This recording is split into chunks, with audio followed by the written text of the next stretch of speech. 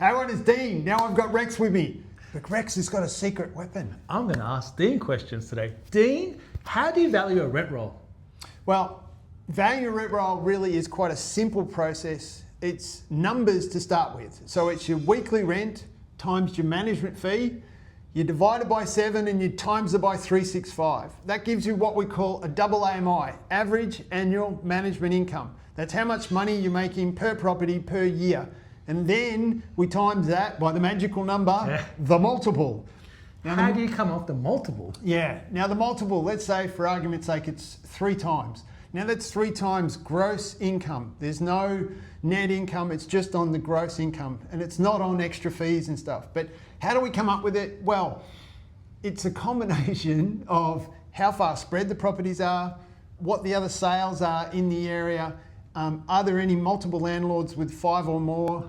Are there more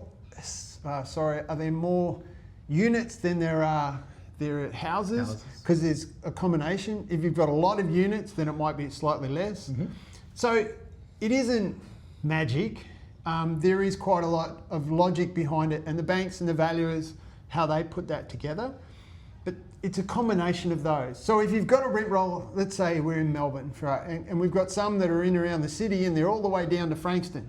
So those, because of the distance, would decrease what the multiple would be worth. That's true. So hence, that's one side of it. Then you might have something that goes, you know what, I sold a rent roll once, there were 400, 300 were good, but 100 was owned by one landlord, which made it really difficult. We did it as a company sale, so that therefore it was easier to do so. But those are some extremes. But outside of that, a lot of it has to do with, well, what are other ones that have sold over the last 6, 12 months? And you sort of compare it to that. Valuable knowledge. Cheers.